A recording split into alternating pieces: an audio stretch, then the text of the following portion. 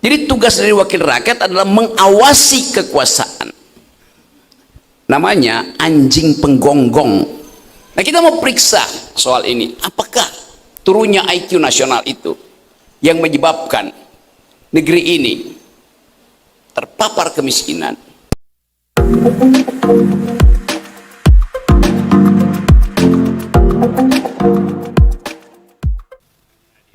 Oke.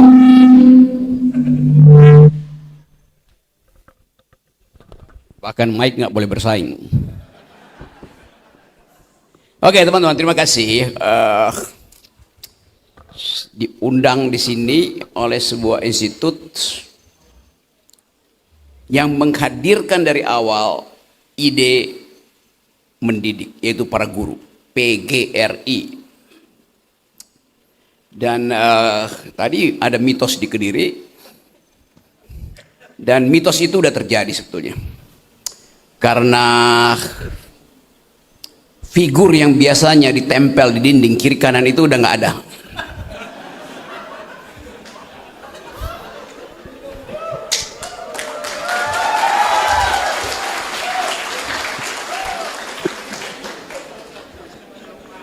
Okay.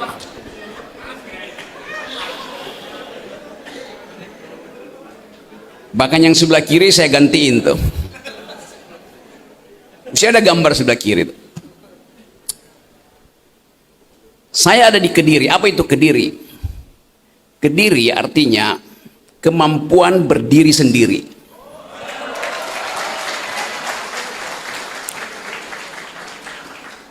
Jadi mengapa gambar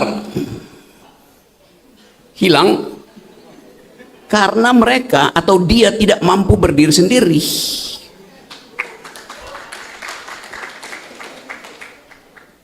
Udah gede masih minta didirikan oleh bapaknya.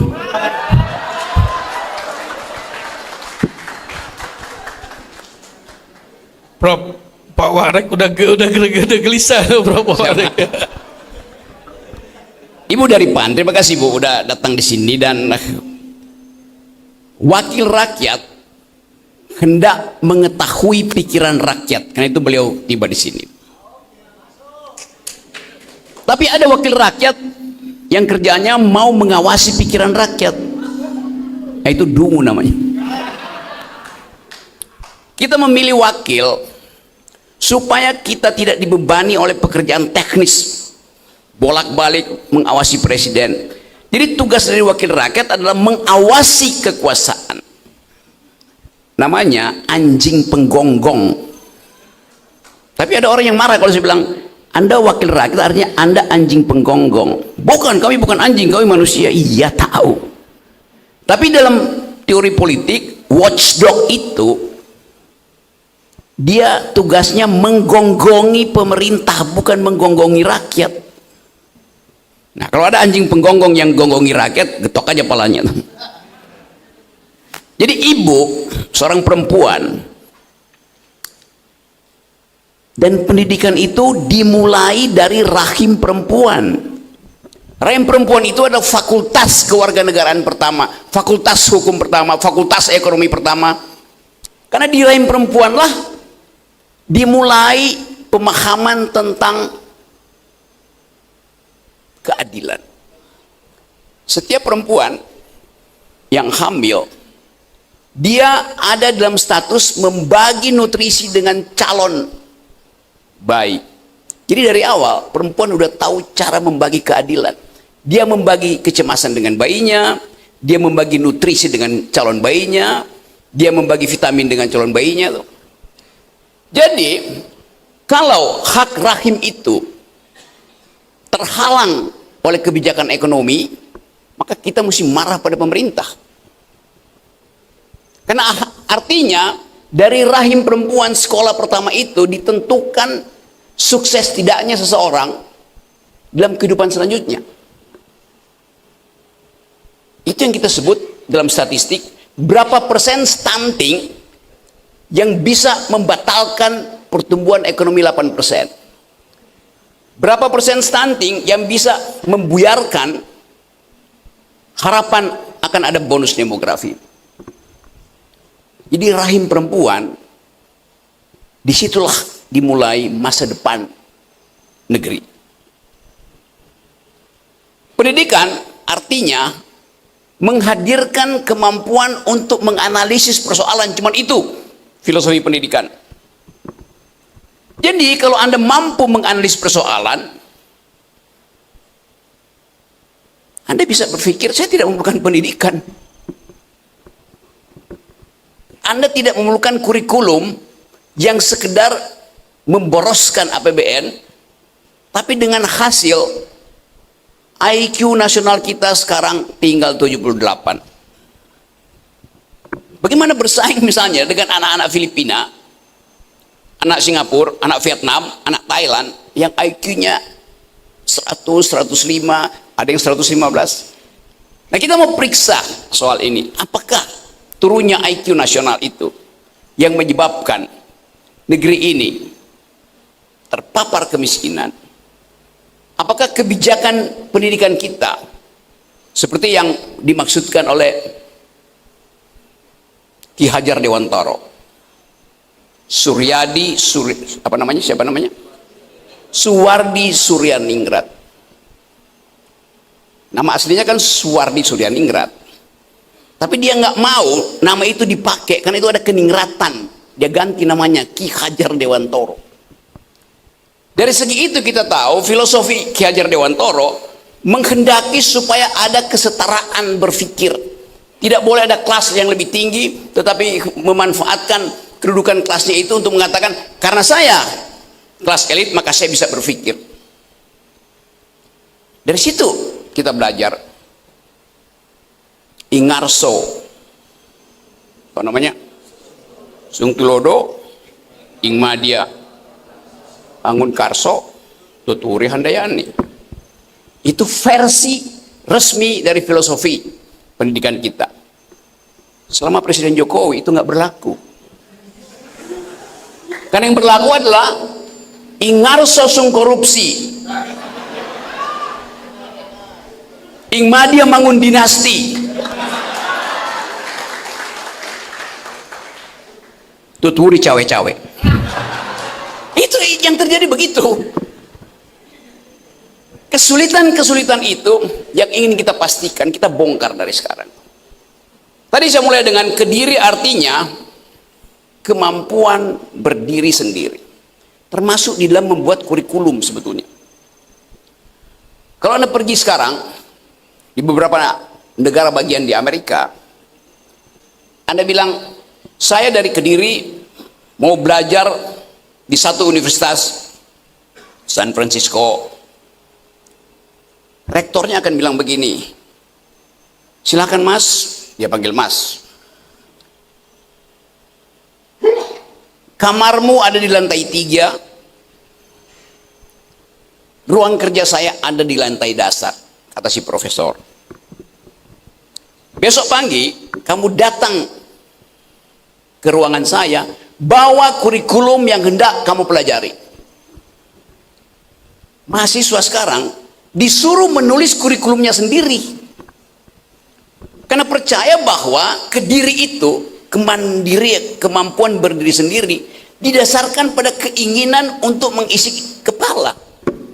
Di kita pendidikan itu diisi kepalanya oleh negara. Ngaco. Ada standar kurikulum. Coba Anda bayangkan, mahasiswa masih diajarin bahasa Indonesia. Loh, Anda masih orang Indonesia, ngapain masih belajar bahasa Indonesia coba? Buat apa pelajaran bahasa Indonesia? Artinya SD, SMP, SMA gagal mengajarkan cara berpikir melalui bahasa. Grammarnya compang-camping, akibatnya cara berpikir compang-camping. Bahasa itu adalah penanda pertama keteraturan berpikir. Namanya grammar. Anda masuk universitas masih harus ambil mata kuliah bahasa Inggris. Padahal untuk bergaul dalam sistem internasional jadi mahasiswa harusnya udah bisa. Harusnya sampai SMA murid itu udah bisa berbahasa Inggris. Minimal grammar standar. Jadi artinya dari awal SD, SMP, SMA itu pendidikan bahasa asing itu gagal untuk dipastikan. Sampai mahasiswa Anda masih ada pelajaran agama, benar nggak? Yes. Artinya sampai SMA Anda tidak beragama. Ngapain mesti ajarin agama pada mahasiswa? Buat apa coba? Buat masuk surga, pergi belajar ke pesantren. Jadi banyak hal yang di dalam kurikulum kita itu pemborosan, karena tidak ada ide tentang kemajuan, tidak ada ide tentang apa yang disebut sebagai konsepsi masa depan. Itu yang menyebabkan Indonesia ratingnya itu turun terus di Asia tuh. Jadi ini soal-soal yang sangat fundamental tuh. Inti dari kurikulum adalah kemampuan menggeleng. Belajar artinya kemampuan menggeleng, bukan mengangguk. Itu yang disebut sebagai didaktika, dialektika. Didaktika artinya menguji. Menguji artinya menggeleng. Dialektika artinya berkonfrontasi, berkonfrontasi dan menggeleng. Kenapa itu tidak terjadi dalam kelas? Kalau dosennya lagi ngomong di situ, mahasiswanya nyotot. Seolah-olah yang diucapkan dosen itu adalah benar. Padahal mungkin dosen itu ngajarin sesuatu yang dia nggak baca. Kalau dia ngajar fisika misalnya, ilmu fisika itu berubah setiap 8 jam. Kalau dia telat membaca 2 hari, pengetahuan dia itu udah obsolete. Apa obsolete? Udah kadaluarsa. Sementara mahasiswa yang terlambat masuk kelas diusir sama dosennya karena tidak mengucapkan Assalamualaikum warahmatullahi wabarakatuh. Apa hubungannya Assalamualaikum dengan E equals MC square dari Einstein? Itu namanya basa-basi. Si mahasiswa misalnya, kamu telat, nggak boleh masuk. Feodalisme masih bekerja di ruang-ruang kampus tuh. Musuh utama pendidikan adalah feodalisme. Kalau si mahasiswa bilang, Pak, saya dengar dari luar Bapak menerangkan sesuatu dan itu salah, Pak. Padahal mahasiswa itu memang tahu.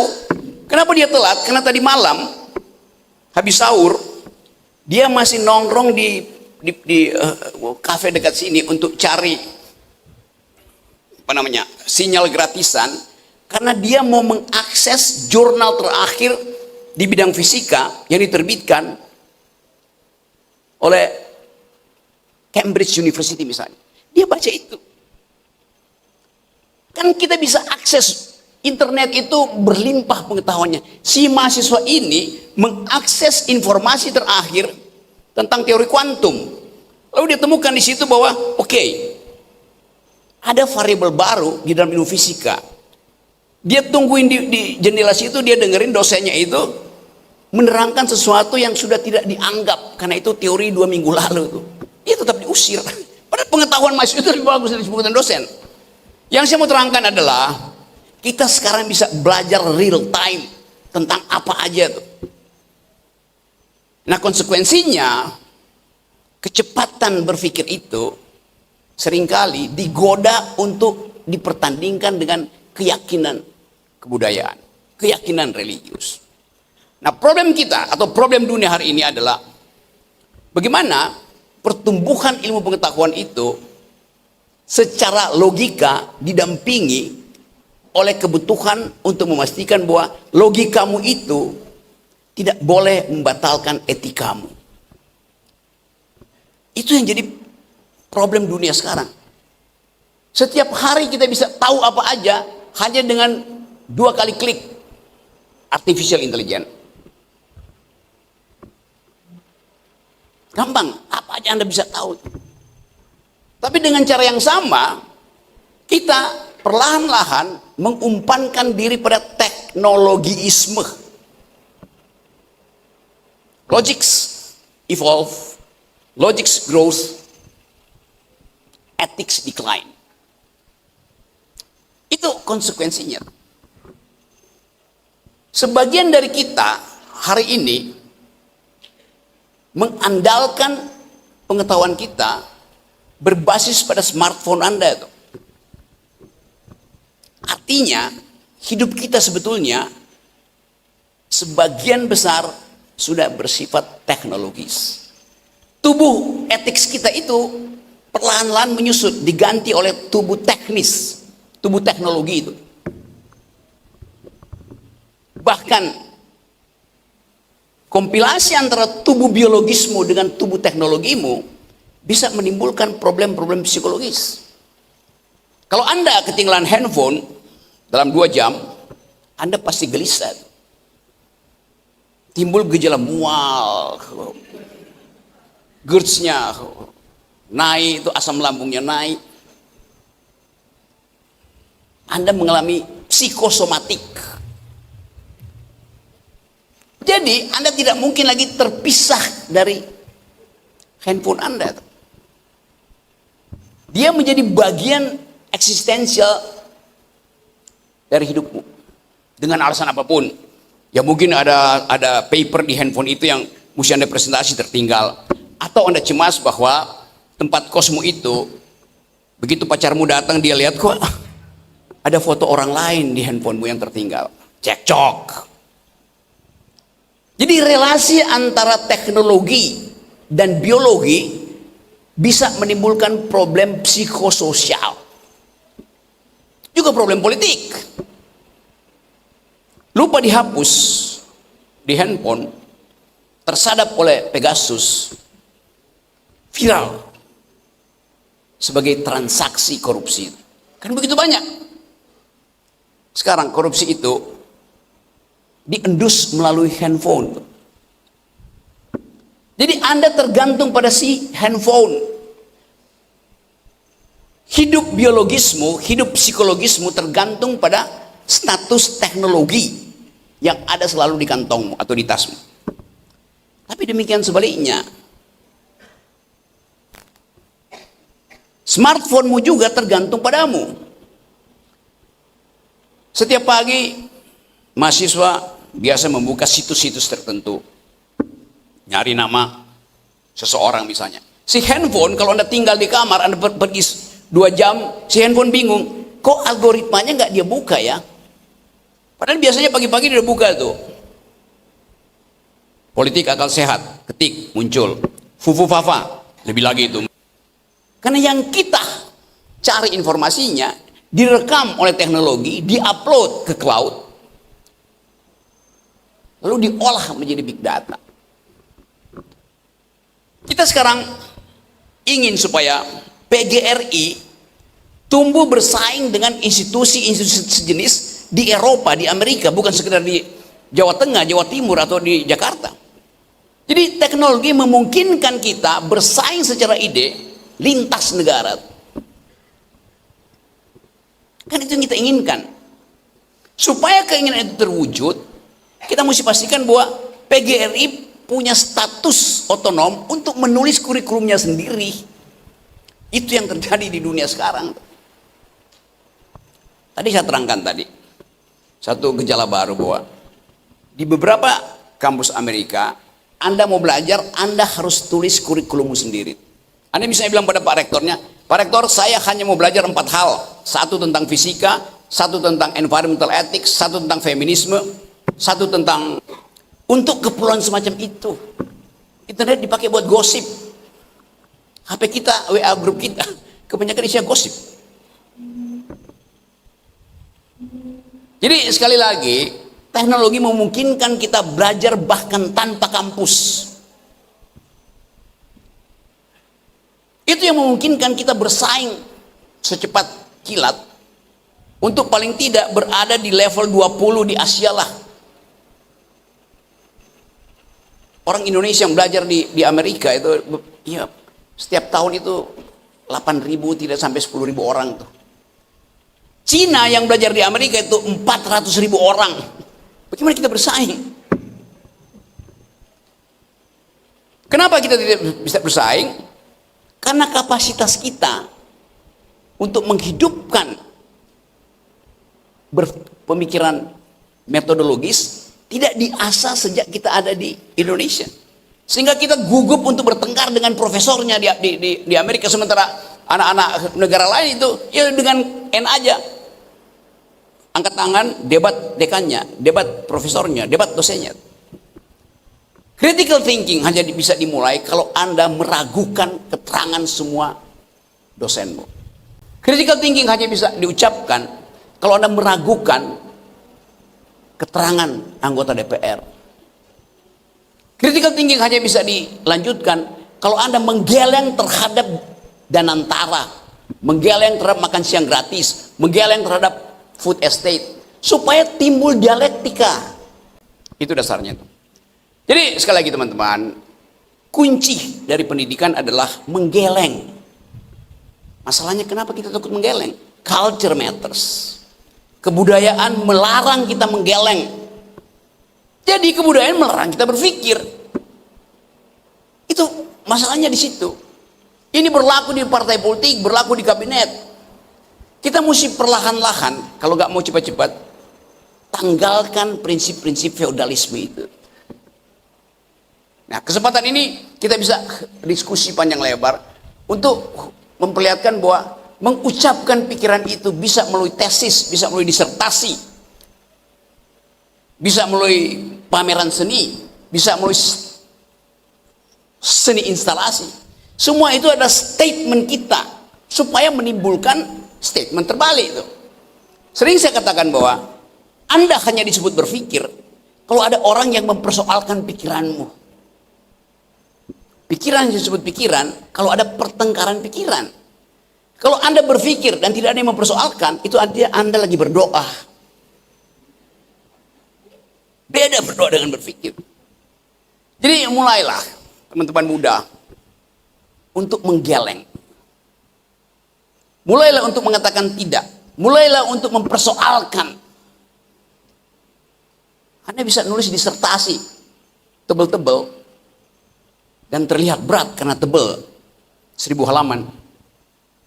Tapi kalimat pertama dibantah oleh kalimat terakhir. Akibatnya apa? Resultantenya 0. Itu yang dilakukan Bahlil. Ya. Bahlil memalukan. Lebih memalukan lagi rektor UI yang memberi kesempatan Bahlil untuk revisi. Loh, dia harusnya DO. Coba bayangin coba. Jadi yang dulu itu rektor UI. Ya, saya mengajar 15 tahun di UI dan saya tahu itu. Dan UI bangga tuh. Universitas Indonesia akan jadi world class university. World class university. Disingkat WCUI. Di WC yang berkuasa bukan rektor, tapi rektum. Cari di Google apa itu rektum. Jadi teman-teman semuanya, coba kita jadikan hari ini sebagai pemberontakan pikiran tuh. Supaya kita punya dalil untuk diucapkan pada pemerintah. Kita punya dalil untuk mengatakan bahwa Indonesia yang berpikir bisa ditemukan kembali. Dari mana? Dari Kediri. Terima kasih.